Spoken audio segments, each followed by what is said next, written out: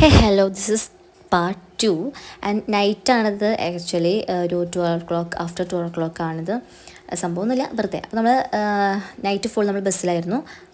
ഉറക്കമില്ലാത്ത രാത്രികളായിരുന്നു അന്നുണ്ടായിരുന്നത്. നമ്മൾ ഫ്രഷ് ആവാൻ വേണ്ടിയിട്ട് ഒരു ഹോട്ടലിൽ ഇറങ്ങി ഫ്രഷ് ആയി എല്ലാവരും അടിപൊളി കോസ്റ്റ്യൂമൊക്കെ ഇട്ട് വന്ന് നമ്മൾ ഫുഡ് കഴിക്കാൻ വേണ്ടി പോയി, ബ്രേക്ക്ഫാസ്റ്റ്. പിന്നെ അവിടെ നിന്ന് നമ്മൾ ഹംപിയിലേക്കാണ് ഫസ്റ്റ് നമ്മൾ പോകുന്നത്. ഹായ് ഗൈസ്, നമ്മൾ ഹംപിയിലോട്ട് പോവാണ്. ഹംപിയിൽ ഞങ്ങളിപ്പോൾ ഗുരുദീക്ഷ ടെമ്പിൾ എന്തോ ആണ് അവർ പറഞ്ഞത്. സ്ഥലത്തിൻ്റെ പേരും ടെമ്പിളിൻ്റെ പേരൊന്നും എനിക്ക് ഓർമ്മയില്ല, കാരണം നമ്മൾ ജാൻ 30ക്ക് പോയതാണ്. ഇത് ഏകദേശം മാർച്ച് ആയിട്ടുണ്ട്. സംഭവം നല്ല ഒരു അടിപൊളി സ്പേസ് ആയിരുന്നു, ഭയങ്കര കാം ആൻഡ് ക്വയറ്റ് ആയിട്ട് നമുക്ക് പോയിട്ടുണ്ടെങ്കിൽ കുറച്ച് സമാധാനം കിട്ടുന്ന ഒരു സ്പേസാണ്. പിന്നെ നമ്മൾ ഈ ആനയൊക്കെ ഉണ്ട് കേട്ടോ അവിടെ. നമുക്ക് ആനയ്ക്ക് 20 rupees ആയിട്ട് കൊടുത്തിട്ടുണ്ടെങ്കിൽ ആന നമ്മളെ അനുഗ്രഹിക്കും.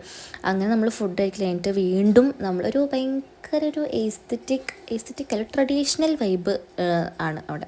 നല്ല വെയിലുണ്ടായിരുന്നു. പിന്നെ നമ്മുടെ ഒപ്പം കുറേ മുസ്ലിം ഫ്രണ്ട്സ് ആയതുകൊണ്ട് അവരുടെ ഷാൾ വെച്ചിട്ട് നമ്മൾ വെയിൽ കൊള്ളാതെ നടക്കും. അങ്ങനെയാണ് ഞങ്ങൾ.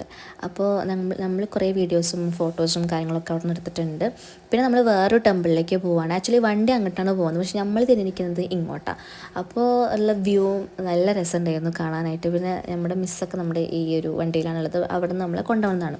അപ്പോൾ നമ്മളിങ്ങനെ പോകുമ്പോൾ നമ്മൾ കാണുന്ന വ്യൂ എന്ന് പറയുന്നത് ഒരു അടിപൊളി വ്യൂ ആണ്. ഇത് ഞങ്ങളുടെ മിസ്സാണ്. അപ്പോൾ നമ്മൾ മിസ്സിന് വേണ്ടിയിട്ട് ആ വണ്ടിയിൽ നിന്നിട്ടൊരു പാട്ടൊക്കെ പാടിയിട്ടാണ് പോകുന്നത്. ഈ ഒരു സമയത്ത് അവിടുത്തെ വ്യൂ തന്നെയായിരുന്നു കേട്ടോ ഏറ്റവും ഭംഗിയുണ്ടായിരുന്നത്.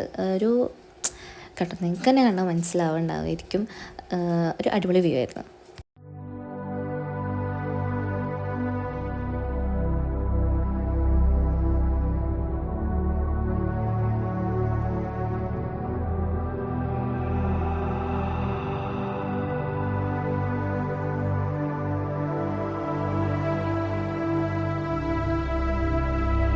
ഈ ഒരു സ്ഥലം എന്ന് പറയുന്നത് നമ്മുടെ 50 rupees നോട്ട്സിലുള്ള ആ ഒരു ഉള്ള സ്ഥലമാണ് ഇത്.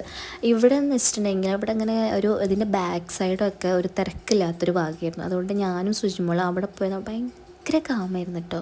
അവിടെ പോയിരിക്കുമ്പോൾ നമുക്ക് മനസ്സിനൊരു സമാധാനം കിട്ടുന്ന ഒരു ഫീലായിരുന്നു.